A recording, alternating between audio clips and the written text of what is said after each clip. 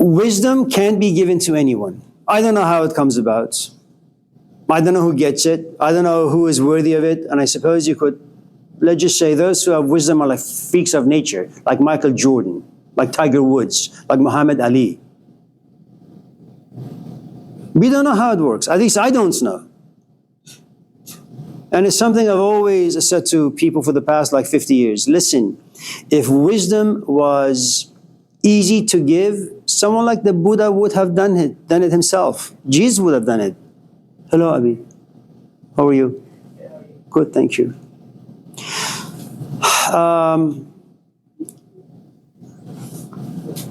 There is a line by Rumi that there are people who seek wisdom. Some people run and run and run from the moment they wake up to the time they go to bed. They will never get to the destination. Some people, they're laying on their sofa, they have lived a relatively casual life, and all of a sudden, wisdom comes to them. How, why? No one knows. Can I tell you a story? A few years ago, and by a few years, I mean like 40 years ago, we were sitting somewhere and there was this woman. We were talking about politics and religion. That's how Persians get off. And so all of a sudden this woman stands up and says, "All of you, shut up." Now, I mean, first you're talking about a country, historically, it's a male-dominated society. There's a certain decorum or etiquette you should have as a woman. Add to it the fact that all the people who were sitting were social activists, many of them with PhDs, doctors. And then someone asked, "What are you talking about?" There are like invisible entities, ghosts, angels are sitting around, and they're not liking what you guys are saying. This is a woman who doesn't like religion, and Iran, people migrated to America simply because of either social stuff or religious stuff.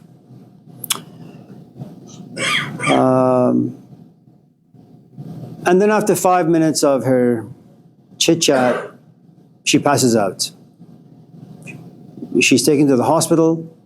She gets up, wakes up, I should say, and she speaks in German. And then she speaks in Arabic.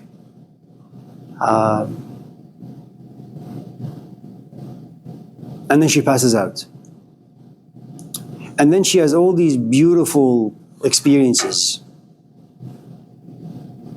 And today when you ask her any questions about, the episode that took place 40 years ago, she'll never tell you anything. And the point I'm trying to make in all of this is, I don't know why some people have great, happy marriages, and some people have miserable marriages, and some people have mediocre marriages. It really, for the most part, is just luck, I think. What academicians are engaged in, they're all trying to make students' lives better, educate them. I honestly don't know how it's done. I mean, if you're temperamentally impatient, for example, I can't tell you how to be patient. I can give you some, bumper stickers, and I can make you feel good for like 5 minutes. But the truth is, you're just going to be the ass you've always been. And that's how things are. My brother, he never had to be told to go to school. He just went. I mean, temperamentally, he just likes learning stuff. Why? I don't know. Me, I suck at everything. I still do. If you're unlucky, just accept it. And it's something that Sophocles had said many centuries ago. Sophocles loved tragedies. And for the Greeks, tragedy means the following. It means you eat really well, good food, and you're kind to people. When you go to church, and you read the good book, and you're a great son and a great husband and a great father. Then your wife looks at you and says, Samuel, go in for a routine physical checkup. It's been a few months. And the doctor says, stage 4 cancer. You say, what? What the hell did I do? Why am I being punished for this? And that's tragedy. When you have lived a relatively good life and just bad things happen to you. So tragedy always has to do with people who are really, really good. And all of us in this class are. At least we started, life in this way. And then little by little, we just lost some very, very good things. And now from this point on, we're after them. Trying to figure out what it is that we've lost, where we lost them, how we can retrieve them, and then make them work for us. That's the story of what it means to be human. Some people are lucky, some people are not so lucky. Let me just end responding to your question with this. A lot of my former students who keep taking my classes and they go to graduate school and eventually get their master's and a PhD, they do all of that because they want to be in the classroom and they want to teach. Now, it's great because they keep visualizing themselves as a teacher. They walk in the classroom and they begin to talk. And what they visualize, the image of themselves, is mostly positive. It's very good. It's impeccable. It's perfect. They're going to inspire and do this and do that, right? And then they do an interview. They do relatively well. They get a phone call. You're hired. And they walk in the classroom the first day. Now that's the battlefield. The battlefield is not when you read books, when you have casual conversation with your friends. It's when you stand right here and all these faces are looking at you and they're judging you. And they're waiting for something interesting to come out of your mouth. Okay? And then you say, hi, this is Introduction to Philosophy. We're going to cover Plato, Aristotle, St. Augustine, and maybe Jean-Paul Sartre. Do you have any questions? And you sit back and you say, you look at the faces and students are disgusted by you. And then when the class is over, you say, what the fuck was that? I thought that would be much better. Even I bored myself, and that's the thing. Why some people are good, who the hell knows? Why some people suck? Why some people are mediocre? So if there is any prayer you want to send up there, am I lucky? Am I gonna get lucky? Yeah. I'm sorry, Irania? Irania, sorry. Your hand was up. Oh, no. Okay. Yeah. So in relation to the same story, the prodigal son, I kind of observed a fundamental difference in, I guess, the temperament of the two sons. So what can you say about people's tendency to after coming into knowledge, being able to actually apply it through reflection?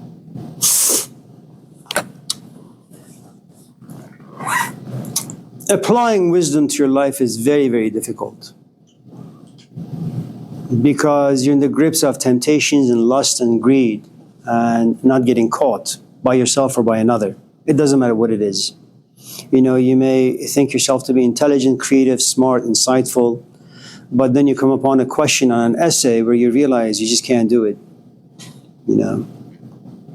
And you had promised yourself, kind of like Hans Niemann. He's one of those grand chess players, but he's been caught cheating, while playing online. He also uses other computer-generated chess games to kind of cheat and win his games. Applying wisdom to your own life, it's enormously difficult.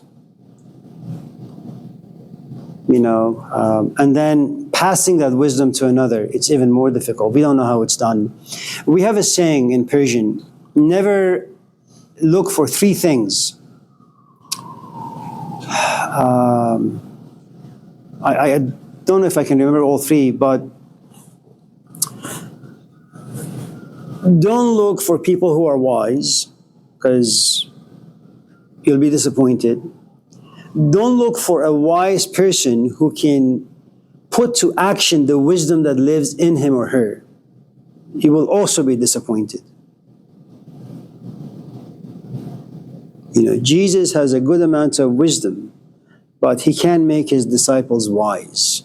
But what's the use of wisdom if you can't make another grow? And I suppose the only thing that one can do, if you can't make the grass grow by pulling it, the saying that I'm sure you've heard, you plant seeds.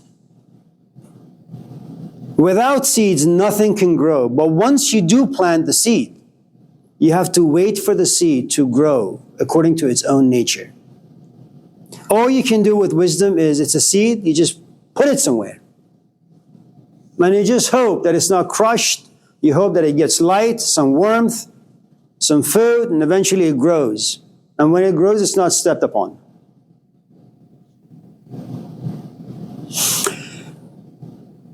Temperamentally, people are different. In the story, you have a son who's a yes man. His father says, A, B, C, D. He says, okay, Dad. The other is rebellious. And I'm guessing the second son, the younger son, is an introvert. And the problem with introverts is that they can only take so much authority over them. They can be a yes man for only so long. And then they will go back to their own nature, which is, I need to experience things myself. And that's one of the tragedies that introverts experience, So the second son needs to go out there. And they're also quite arrogant. The first son, the older son who says yes to his father, has a good GPS. It's the father. The second son, the younger one, loses the GPS. Says, I'm going to go out there and just figure things out on my own. And life is far too grand for him. It crushes him left and right until he has nothing left. And he goes back home begging his father to forgive him. And the father says, there is nothing to forgive. And that's the thing about the father. It's whether it's a teacher or your real father or God, doesn't really matter. That the father remembers what it means to be young, what it means to be foolish, what it means to want to go out there and experience things.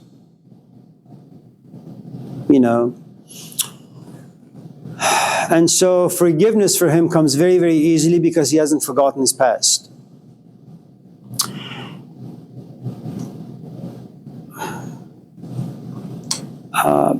The last few scenes of American History X is this guy who was part of the White Brotherhood, ends up in prison, serves time, comes out, is psychologically, emotionally clean. He's no longer part of the Brotherhood.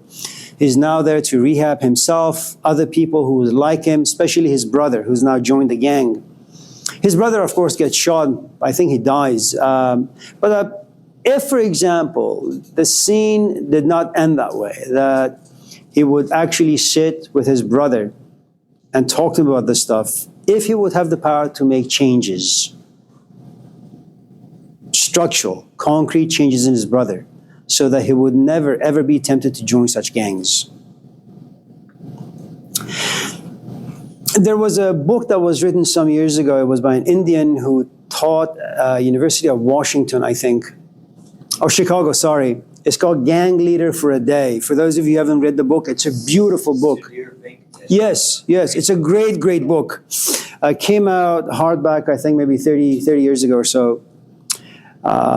So what you have is this Indian guy doing his dissertation, and he goes to the chair of the sociology department and says to his chair, I don't want to write about the project by sitting in my office and reading what other people have done or read or written about. I want to actually go in there and experience things for myself. And the chair says, are you crazy? They'll kill you there.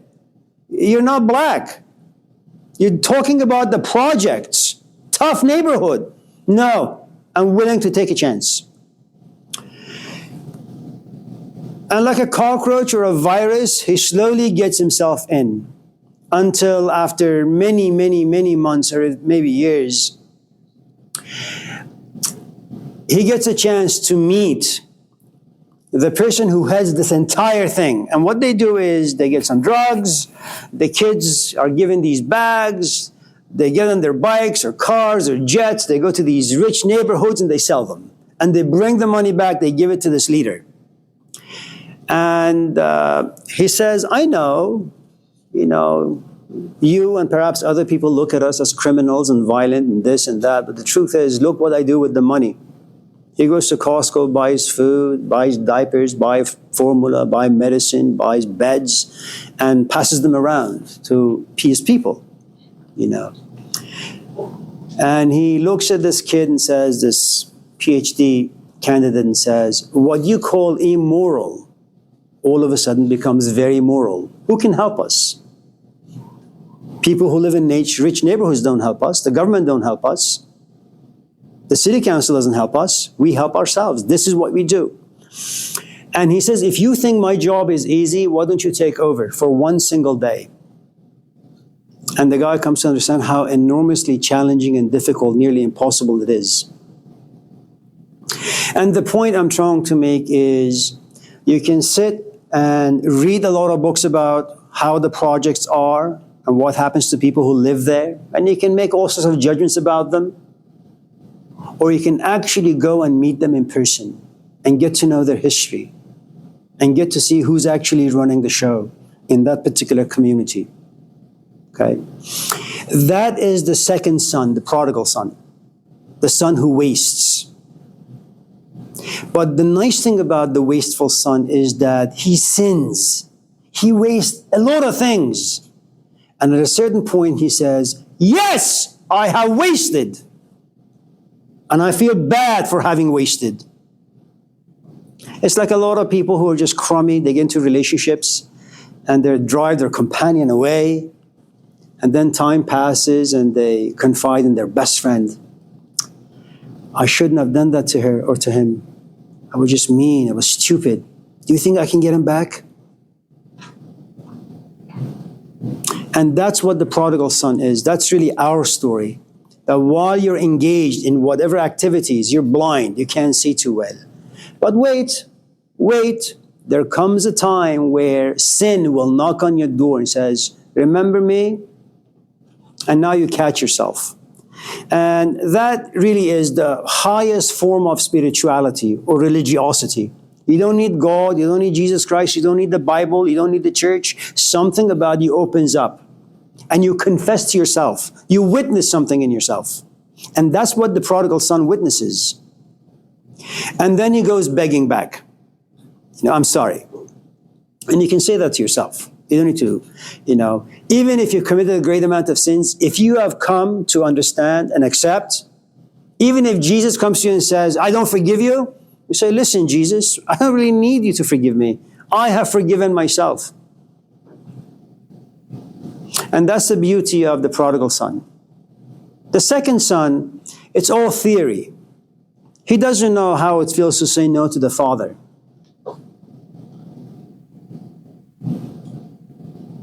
And that's the tragedy, that we have to lose, we have to hurt, and we have to be in pain to understand things. Yeah. So, would you say that the older son, would he be able to, or would it take more to make him be able to realize or gain wisdom or whatever, or is he just not in the position to be able to do that? I think at the beginning, and I'm guessing, I can't be completely sure because JC doesn't really talk about this stuff in the right way. He just tells you a story, but there are no commentaries. It's a story, go figure it out.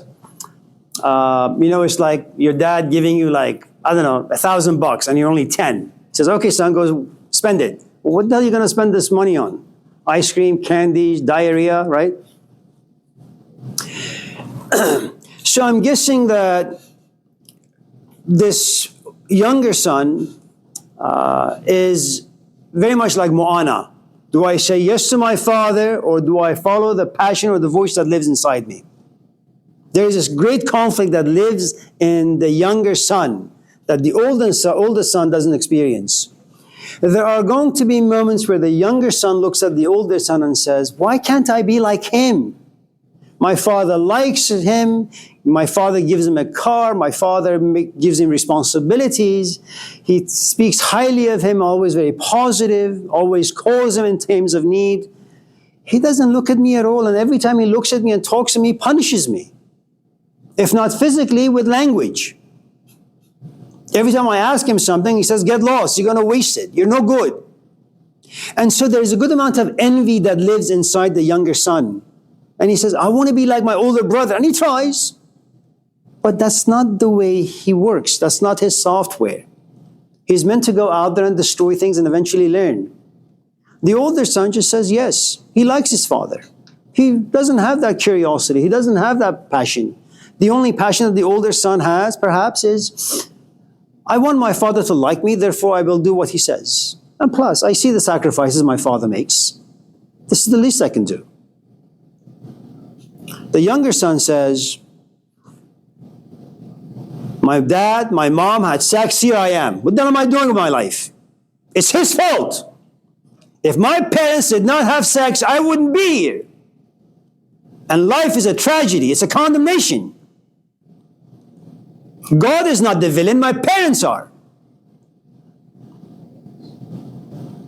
They give me life and they say, okay, go live it. Live it how?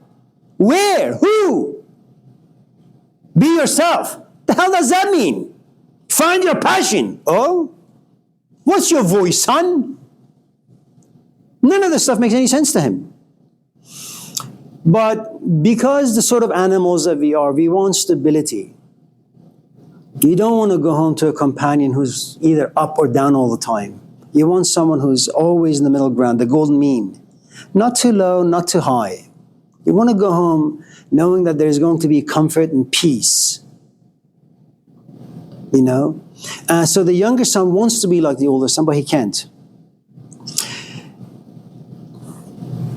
The older son once in a while looks at the father and says, Dad, why do you waste your time with this kid? Let him go. He's ruining everything. And eventually the father says, yeah, but you're probably right. I mean, your mom goes to the room and cries all the time because he's so crummy. I give him money, he wastes. I tell him send him to school, he wastes that. Everything that touches his hands just turns to dust. Eventually, his father gives up. Maybe. He comes back, and now the older son experiences something he's never seen before. The father has not lost his love for his younger son. And now jealousy and envy and anger overcomes the older son. I've never seen my father kiss me like that, hug me like that, bathe me like that, give me this fine clothes like that. I sit here, I do everything that he asks me.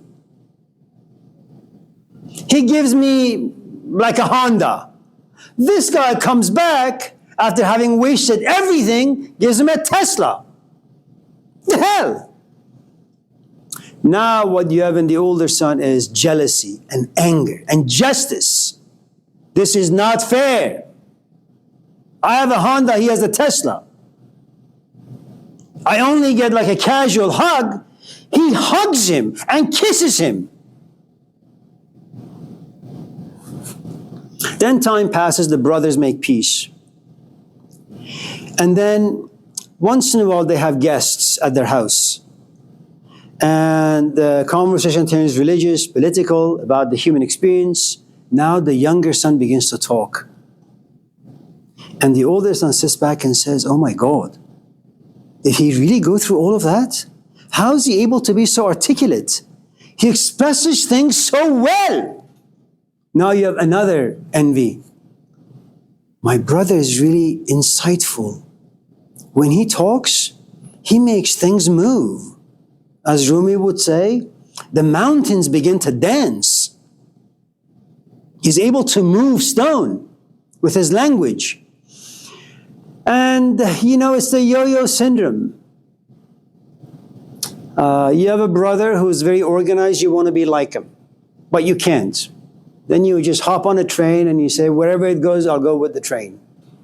You get off somewhere, you roam around, you drink a little, you smoke a little, you get into fights a little, you spend time in jail for a little, you get a job, you have a girlfriend, you have a few kids, you come back home, and you have this rich experience under your belt.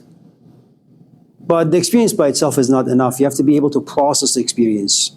Eating the food by itself is not enough. Make sure you have a healthy body that can digest it. Keep what it needs and get rid of the rest. Sometimes people say, oh yeah, I'm 18, but I've gone through so much in my life. That may be so, but you don't have the proper teeth yet at the age of 18 to be able to process things. What you have really is constipation. That is what you have. Samuel? First is two questions. I remember someone saying that sin means to miss the mark. Right. So my question is, if you agree with that, what is the mark? No, what is your definition of sin? I'm going to borrow Aristotle for a moment. If I was Aristotle and I was to ask you, why do you come to school? You say, well, I want to graduate. Why do you want to graduate? Because I want to go to a 4-year school. Why do you want to go to 4-year school? Because I want to get a job. Why do you want to get a job? Because I want to make money. Why do you want to make money? Because eventually I want to buy a house. Eventually I want to get a nice companion. Maybe buy a couple of kids. Right? Well, why do you want to do all of that? Well, because it makes me happy. But why the hell do you want to be happy? And Aristotle would say, well, that last question does not make any sense. Human beings are born to desire happiness. Now you can define happiness any way you want. We don't drink to have diarrhea. We don't eat food to choke up and die. We don't have sex to catch a virus. You do everything because you want pleasure. And whenever you have pleasure, there is joy, there is happiness. The end goal of all life is happiness. Even if you happen to be a Christian monk, and you have this chain or whip, and you whip your back all the time, and you're all bloodied, it's painful, but it's pleasing to the eyes of God. You do that for God. You may cut yourself, but there is joy and pleasure in it. We do everything for happiness. Now, since we do things for happiness, that's the end goal. What does sin mean in that particular context? Well, you came to this class to have a relatively comfortable, easy, good time. And when I bore you, that's removing comfort. That's removing pleasure. You have missed the mark. You came here to have fun. Now you are miserable. You went into a relationship to find stability. Every time you go home, she screams at you. You've missed the mark. And if you pay attention to prodigal son, to be human is to miss the mark all the time. This is our first time. Forget reincarnation. It is my first time being alive on this planet and being forced to experience things I've never experienced before. I don't have enough knowledge. I don't have enough experience. Am I going to make mistakes? Absolutely. Imagine you want to go home and for the first time make chicken tikka masala. Well, you're going to suck at it. And no one's going to eat your food. And you're going to trash it. That's life. I'm trying to make life and nothing is working. Now, if you live in this culture with this shitty philosophy that it sells you, be happy, you're always good, perfect, love yourself, you will go to therapy in no time. If you live in certain parts of Africa, the Middle East, Asia, you will never need therapy because this bullshit happiness philosophy is not sold to you. The moment you wake up, you're born and say, listen, life is tough. Go vacuum the house. But Dad, I can't even walk. I don't give a shit what you can do. Vacuum.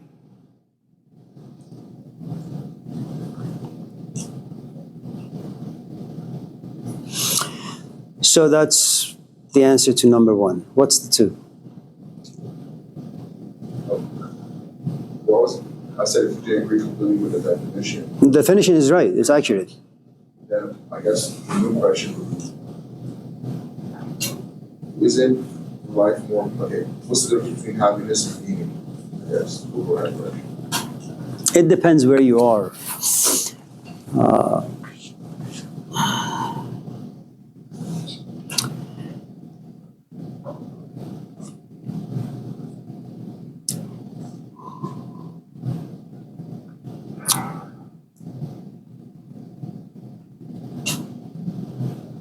to a 2-year-old, playing with Sonic toys, I suppose, that's meaningful, and that meaning creates happiness for the 2-year-old.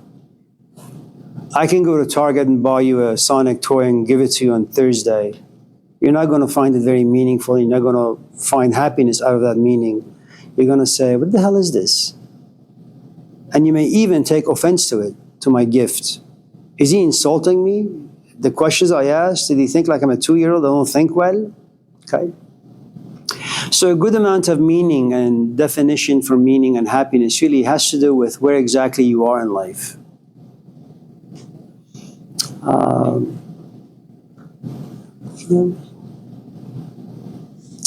At the age of 18, it's difficult to be monogamous, I suppose.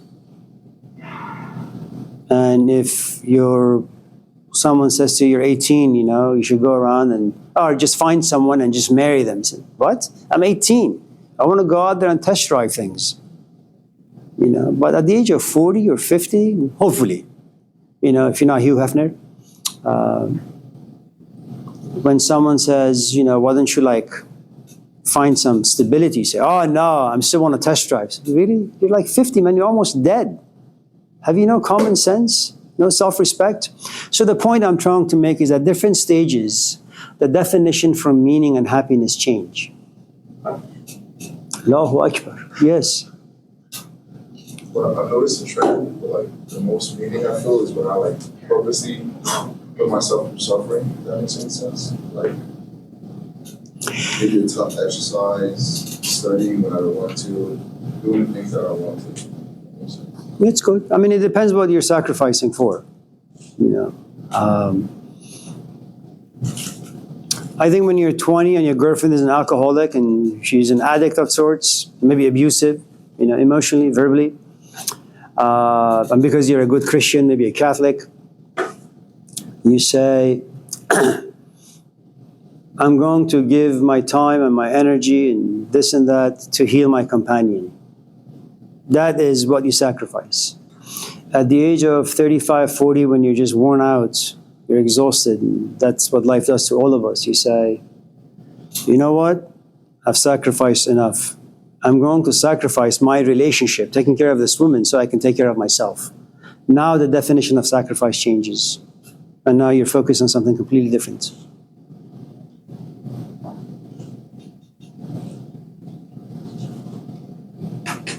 Marquise. With the knowledge that you have right now, what would be one thing that you could tell your younger self? My younger self? Yeah. Well, it's a... Microsoft stuff. I'm going to just respond to your question. Yeah, buy stocks. I'm going to... I'm gonna answer that on the question. We're on question 5 or 6. I don't know, 10? I'm gonna answer that. The answer I would give to you would be the following. I'm going to look at you and imagine you as my younger self. Because remember, I have been your age and I know what your age, for the most part, what you experience and go through and desire and fantasize. Not all of it, just a little bit, okay?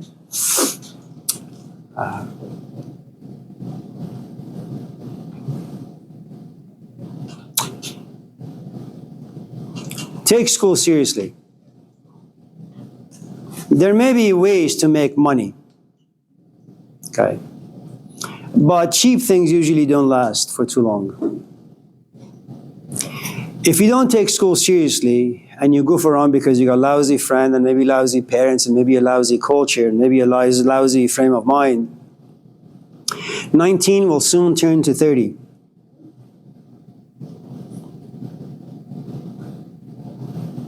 You're not going to find a good woman if you're a heterosexual who's going to stay with you. If you're unstable, if you got no money.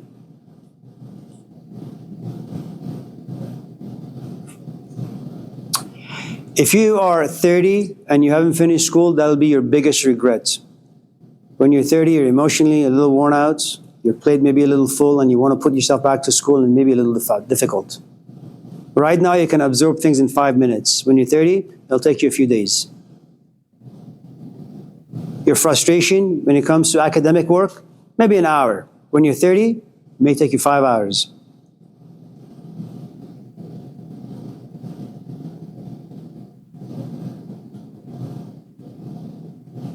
I don't care about my younger self, man. I'm walking towards my death. I look at you, I see a young punk in a nice way. Take classes, many units, take 23, 25, 30 units. Finish it up.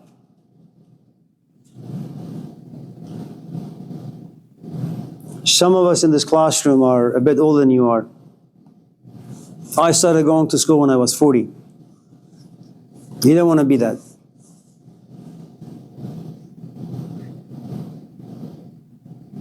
And add to it, you're an African American in this culture. And there is an image above your head, you won't see it, but it's there, other people can see it. So you have a lot of things going against you. Now, you can be a neurosurgeon. When you walk to Safeway, you're still going to be looked at as a thug. But you have no power over that. The power you have is understand where you are, stay in school, take a lot of classes. Just do it for 4 years, and you'll be so thankful, man. You want to do drugs? You want to go fighting out there with someone out there? Do it when you're 25, 30. Finish school first. And once you have degrees, no one can take them away from you. No one. It's not good to walk into life being poor, physically or emotionally or intellectually. Power. You need power.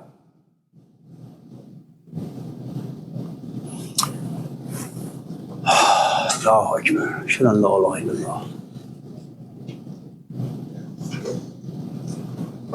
I hope that none of you have taken any of my comments negatively. If you have, I've actually recommended you to talk about it. you're very kind. Thank you. Thank you. For those of you who have not yet turned in any work, listen,